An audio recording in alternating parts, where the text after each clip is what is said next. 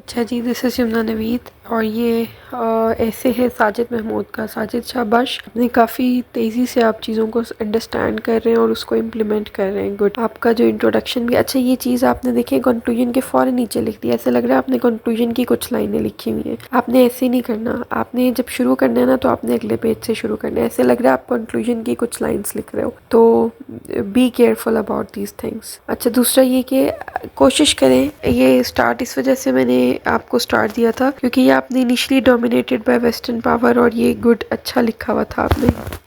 अच्छा स्टार्ट लिया आपने, और उसके बाद सारी चीज़ों को भी आपने कवर किया है। G77 की भी आपने एग्जांपल डाल दी, गोल्स की भी आपने एग्जांपल डाल दी, ठीक है। लेकिन कोई काफ़ी ज़्यादा आपका इम्प्रूव्ड है। बस ये कुछ लाइंस थी आपकी, इनको जो है ना वो कोई रिप्लेस करें, इसकी जगह पे कुछ और लिखें। यहाँ पर आपके कुछ सेंटेंस के इश्यूज आ रहे हैं, ठीक है। और यहाँ पर कंक्लूडिंग लाइन लिखें इनके ऊपर, ठीक है। Thus developing countries are have got a platform by means of United Nations, या कुछ इस तरह से करके कंक्लूडिंग लाइन लिखी अपनी, ठीक है। और बाकी ये कि इसके अंदर आपने बिल्कुल कोई स्ट्रक्चर फॉलो नहीं किया। यहाँ पर आपने जो मैंने आपको चीज़ें बताई वो नज़र आ रही हैं कि आपने उसको इनकॉर्पोरेट किया हुआ है, लेकिन यहाँ पर आपने किया ही नहीं हुआ, ठीक है। यहाँ पर आपने वो स्ट्रक्चर फॉलो नहीं किया हुआ, और इसके अंदर आपने कंक्लूजन ठीक लिखा हुआ है, गुड। अब वक्त के साथ साथ एक तो आपने ये कोशिश करनी है कि आपने स्पेसिफिक होंगे आप, जब आपको obviously with passage of time आपकी रीडिंग ज़्यादा होती जाएगी, चीज़ों का नॉलेज ज़्यादा होता जाएगा, तो वो आपकी राइटिंग के अंदर ऑलरेडी इनकॉर्पोरेट चीज़ें जो है वो होती जाएंगी।